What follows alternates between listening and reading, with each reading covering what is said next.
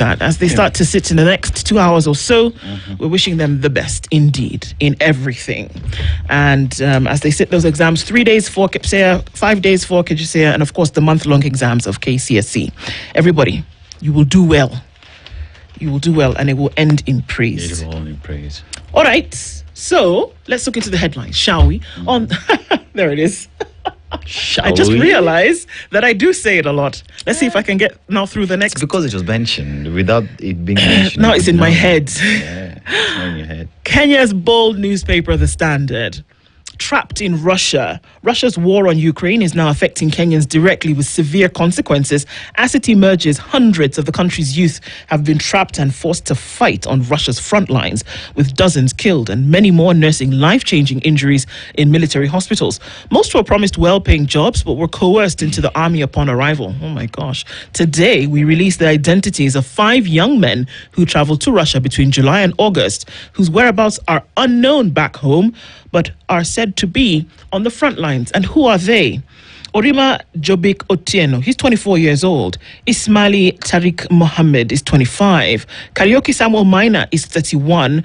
Kuloba David Shikanda is 22. Wagare Ruben Dongo is 29.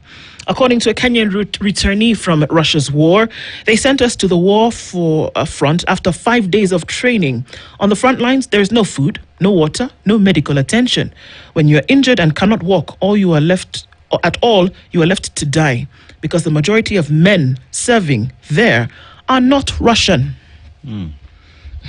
I don't even want to start to think about the tragedy of this kind of a situation. We'll read that story in just a bit.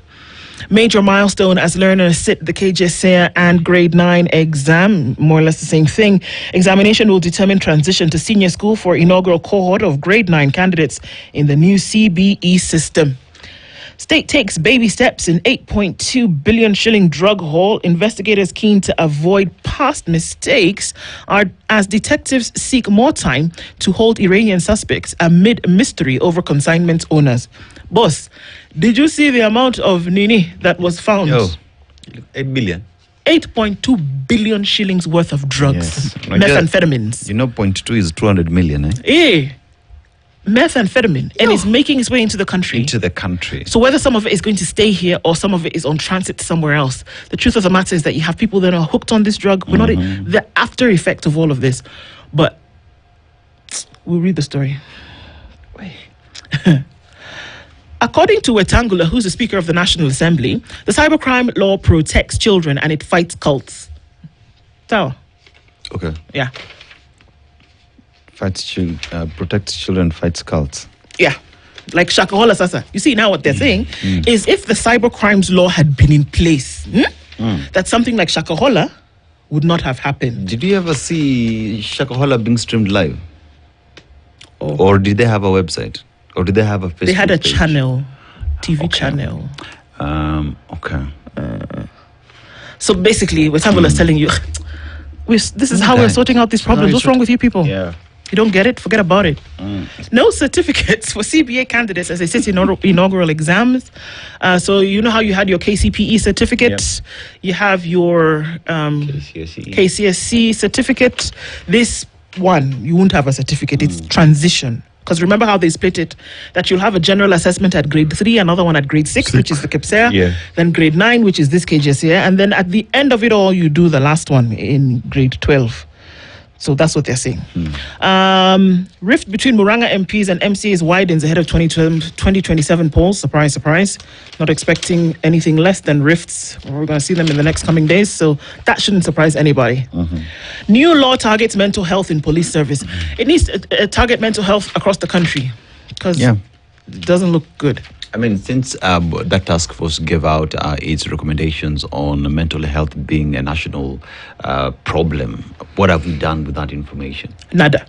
Nothing, right? So when it comes to asking the next question is, then why did we form that task force to go around the country, collect this information, do its research, produce that document for that document to only gather dust? And now we're coming... Bure. Yeah, ndio sababu. Okay. Unstoppable Samia eyes easy win amid opposition repression claims. That election takes place on Wednesday, the 29th of October in Tanzania. To tell us who the next president of Tanzania will be. Surprise, surprise. You know how that thing of somebody has wrapped a gift and it's a bicycle? Yeah. You can see through the wrapping paper that it's a bicycle, but you will wrap it anyway because the person will not be able to guess. Yeah. That's what it looks like for this. Or a gift behind a curtain. You can hear it more, but then you... I don't know what I got you. Yeah. Guess what I bought you. Guess what I Well, got you. Guess who's going to win the Tanzanian Yeah. election? Court lifts order blocking clearance of 45 billion shillings of rice from Mombasa port. Court lifts the order. So the rice will be cleared. When you talk about protectionism, one has got to ask, what happens to your rice farmers across Mwea, Ahero, all over? If you can bring in rice, because they say it's not enough, so you can bring in rice, in terms of protectionism, what happens?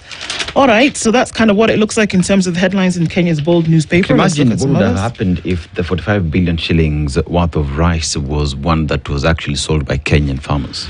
Yeah, imagine. But anyway, I to the Daily Nation. Raila's party in crisis meeting as Oburu takes charge. Siaya Senator Oburu Oginga, who was recently installed as the interim ODM party leader following the death of his brother Raila, has convened a meeting of the party's top decision-making organ today in the face of growing internal fights. We have seen the rift between members of ODM, some saying we are in this marriage beyond 2027. Others say Mzee alisema hadi 2027. Yeah. So let's see what now the committee, national committee, pretty much the leadership of the party will decide today. Right? Okay. Yep. Abductions, UN demands answers now. A UN official has condemned disproportionate use of force by police against protesters to crush dissent. Now, the Kenyan government has snapped 2 letters from a United Nations official raising concerns about police killings, abductions, and forced disappearances, detention, and persecution of government critics following protests in 2024 and this year.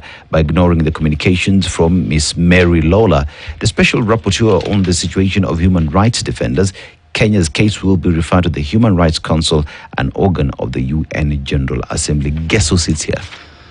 Nani? Kenya. Okay. Sits on the same body that protects human rights, but being accused of what?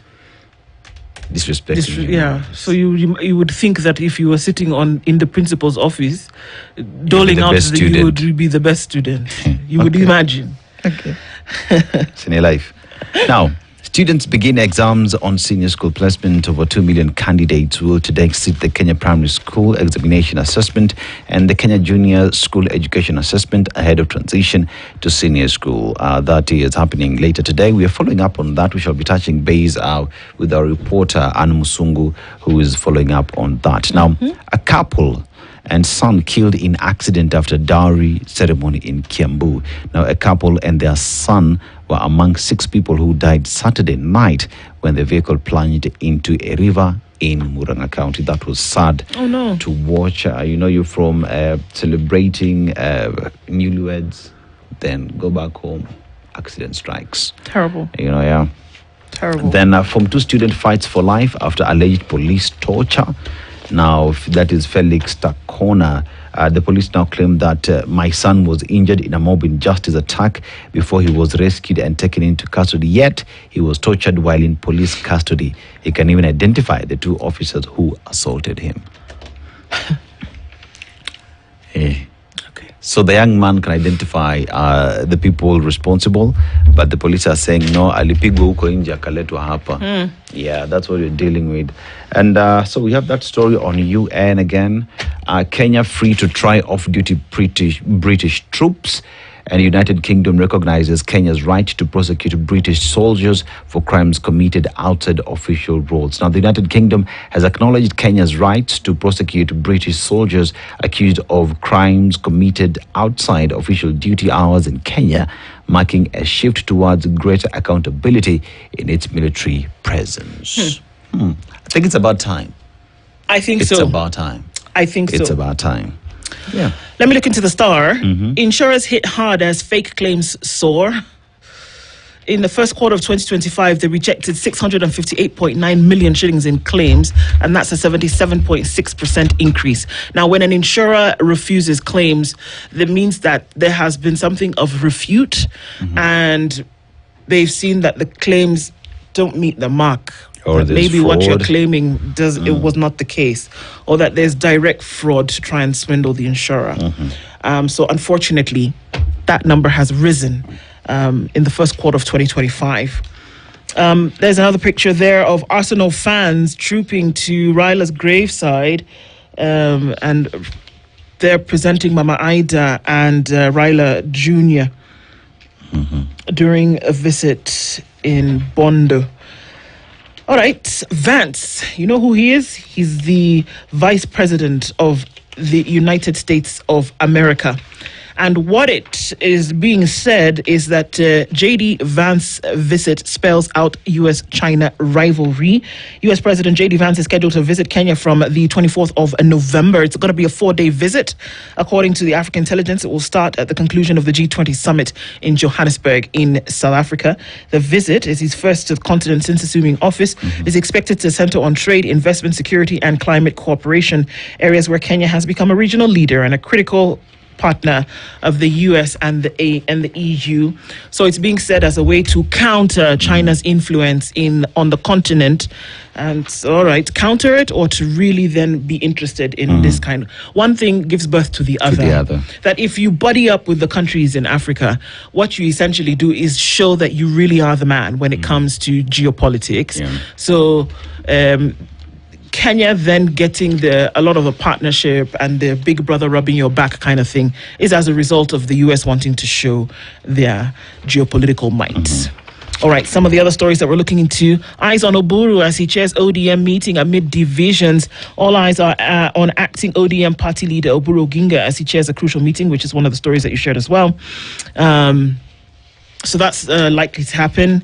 We'll see what it means, because everybody's already whispering. Let's see if the teacher who comes out of the woodwork is going to be able to get everybody to shut up and listen. I'm just saying, maybe.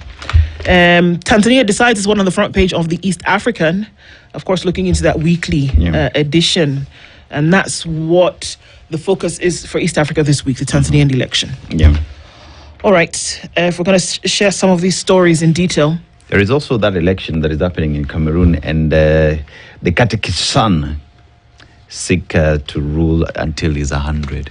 I don't know if you saw the caricature that this man is so weak, he cannot even come out to campaign. They have made life-size caricatures of himself and his wife to go around Yaoundé and politic to go and campaign for this election. He cannot stand up for more than 30 minutes. 30 minutes. So, and this is the man who wants to be president. Now you extrapolate that and look at the head of defense of that country, and that man is tired. That man is tired because I saw that general trying to stand alert as a military man, and he can't. They can't. But what do we know? May God help us, because May this God one, help us. it's crazy. So it's this particular story that I want to look at, trapped in Russia, and it's carried on page 2 of the Standard. Harrowing tale of Kenyan man forcefully enlisted into the Russian army. He was about to lose hope when, from a distance, he saw bodies of dead soldiers scattered in tens. Still carrying a severely wounded colleague, he had started to murmur his last prayers because he couldn't last another day without water. The thought of getting food couldn't arise. The sight of the dead spread across the bloody field tormented him. Not sure he would make the paces between bodies and fast as he wanted, he dropped on one knee, still holding on to his half-alive comrade. He took a deep breath, tightening in his left hand on his comrade as numbness seeped into his injured right hand. He stayed that way some 10 minutes or so and rose again, dragging along his colleague. The weather was warm because it was August in the Russian-occupied lands of Ukraine. Some of the bodies were swollen and beginning to decompose, while others were fresh, appearing to have been killed a day or so earlier. He put his colleague down and started combing through the many pockets of military uniforms. On one body, he picked some packs of biscuits. On another, a bottle of water. On another, water and biscuits. The stench was stinging his nose, but he had gotten to such an extraneous environment because what mattered was to stay alive. It was the 9th day since he took advantage of an act of God to break free from the front lines. They had been in their usual operation when a Ukrainian drone took out all the 11 Russian officers, leading them into the front lines in the Ukrainian province of Kharkiv. Realizing that their tormentors had been killed, he and his fellow survivors resolved to run. Sitting among the dead bodies, holding onto his half-alive comrade, he gobbled half a liter of water. He then helped his comrade to sip as he tried to bring him back to life. He ate the biscuits, which was the first meal he had had in days. Exhausted and panting, he fell asleep leaning on one of the bodies. When his eyes fell open, he was not sure it was morning. There was a flicker of light across the horizon, and he began to move again towards the north. In our 5 days of training, Javan Okech, not his real name, told the Standard, we had been told that any time you find yourself lost and alone, move north. To find north, he said, you base it on the sun's movements, especially when it is rising or setting. He struggled with his friend who was now conscious, and they bumped into another African, a man from Egypt who was nursing a severe wound in his belly. He had a radio. They found a way to the military hospital, and at the military hospital, he began looking for contacts of the embassy in Moscow.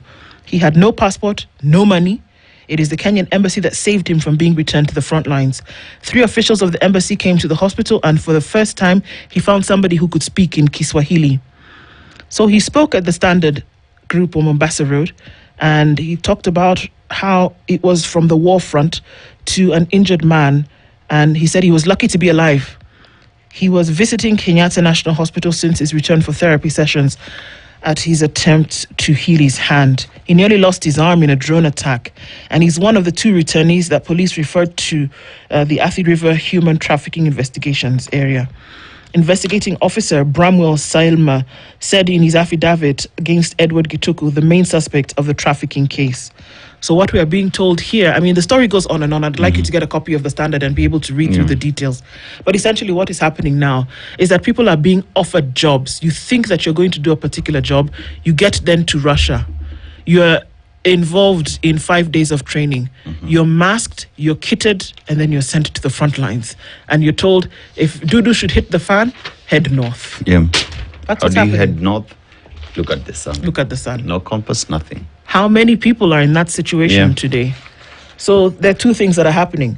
That there are non-military folks who are fighting this war in Ukraine, and that there's somebody who's trafficking these folks from across Africa and sending them to fight. Yeah. Yep. And you see, even as we have that discussion, Ndu, the question is, with knowing what is happening in Russia and Ukraine, say even parts of the troubled Middle East, just what is the position of the country and the messaging it's sending to its citizens with regard to the real situation on ground in these countries, you know? So in terms of any citizen who's going to Russia, what is the government doing to ensure that as you go there, you first of all know the situation, which are the safe places to go, and what are some of the stopgap measures that the government of Kenya has put in place, just so it's sure that anyone who's leaving the country will be safe. Indeed. You know, because if you are, say, in Europe, you'll not just wake up and go to the next door neighbor, which is Russia, just because you want to go to Russia. The government has, through communication, through proper involving the media, through government websites, they are communicating on how the situation is. Are we doing that? Or are we assuming that Russia and Mbali, there is nothing taking our citizens there? Probably not even come to terms with the reality that this is happening. I mean, the truth be told, until this story was, told and, started to look at the beginnings of it a couple of days ago, you would not have known that there were Kenyans fighting as military personnel in the Russian-Ukraine war. Many people do not know this. And this then exposes that. And unfortunately, that folks are taking advantage of that to be able to make money. And you see, even with this story after it broke, then we've seen that story that the investigation is being done with those on those who are trafficking these individuals. Still, the Foreign Affairs Ministry is silent. I mean, Oh, what is yeah. what is the Foreign affairs, what is yeah. the communication to the Russian embassy in the country with regard to what is happening? Was there a Nothing really. bilateral agreement that would see Kenyans go and serve as Russian military personnel Yes. when it came to the war? Does something like that exist? And is the ministry, because remember, the Prime Cabinet Secretary is also the CS for foreign affairs. So is he aware that this is happening? He seems to be quite quiet, yeah. over a number of things. Yes. Whether it's Bob Njagi and Nicholas Oyo who've disappeared in Uganda, or whether it's Boniface Mwangi being attacked in Tanzania, or if it's young men, Kenyan young men, who think that they're going to get a job or seek greener pastures in Russia, and then they've been thrown into the front lines. I mean, come on, the list is piling up, sir. Yeah. And the question is, are you aware of this? And is this okay as concerns foreign relations? Is this okay? Yeah. It keeps tacking up here. And then on top of that, you got this lady who's telling you, excuse me, abductions in Kenya, hello? Yeah. Can't continue. Can't Surely. continue. You know, Surely. surely, I think a lot needs to be done, because as a government to government conversations, one would ask, what is your responsibility as the government of Russia when you see our citizens coming to join your military without following the correct procedures? Exactly. It is that simple, because one would expect that the Russian government would return Kenyans who are joining the forces without following the right procedures. It's not some club where you say, let's come and... It's not a book club. No. This is personnel fighting a war. And you have all kinds of things involved: international relations, foreign policy, state sovereignty, nationalism. All of those things are playing out here. And you're just going to get, which I understand they're mercenary groups, so we can hire out personnel to get things done. I understand that. But even look at what happened with Kenya, Haiti, and under the request or agreement with the United Nations. It was clear that these are governments who are having a conversation with each other, and that was going to happen. In this case, who's agreeing? Who's accepting? Who's agreeing? Got to have a conversation. And who's going to fight?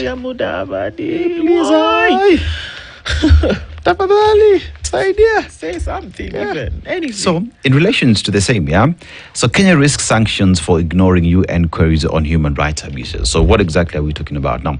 The Kenyan government faces potential United Nations sanctions, including aid cuts, for ignoring inquiries by the UN Special Rapporteur on Human Rights Defenders over widespread cases of human rights violations against protesters in the country. Now, this follows frustrations expressed by Ms. Mary Lola, the UN Special Rapporteur, regarding the government's failure to respond to her two letters on abductions, prosecution, and enforced disappearances of government critics. Now, going public about the frustrations on her X handle, Ms. Lola noted that on October 1st, 2024, she wrote to the government of Kenya seeking answers on the arbitrary arrest, detention, deportation, and prosecution of human rights defenders. Her letter sought clarity on the excessive use of force by the government against Kenyans, including those who stormed Parliament on June 25th, 2024, as they protested against the passage of the controversial Finance Bill 2024, which proposed a punitive taxation regime, among other government excesses. Now, of interest to the special rapporteur were allegations of abductions and forced disappearances and detention of individuals, including protesters, activists, lawyers, medical professionals, and human rights defenders in relation to the June, July, and August 2024 protest calling for rejection of the Finance Bill 2024 and accountability from the government.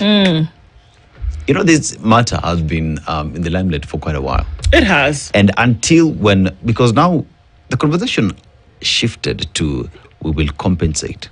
But remember, there is the other side. You cannot compensate without justice. Because by the time you're getting to compensate, is it an admission that there was wrong that was done to the people of Kenya? Yes. But then again, it has now hit headlines.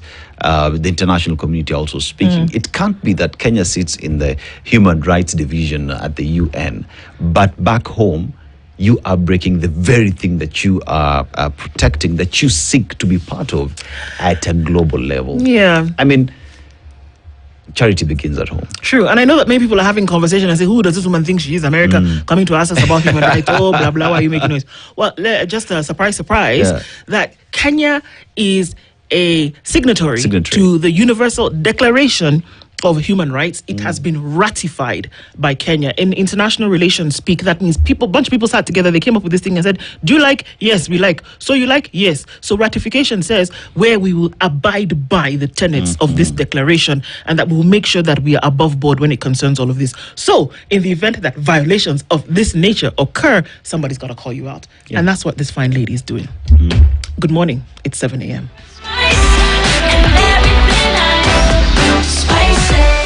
Spice up your life. This is the Situation Room, the only way to start your day. Attention, all holders of unclaimed financial assets. You are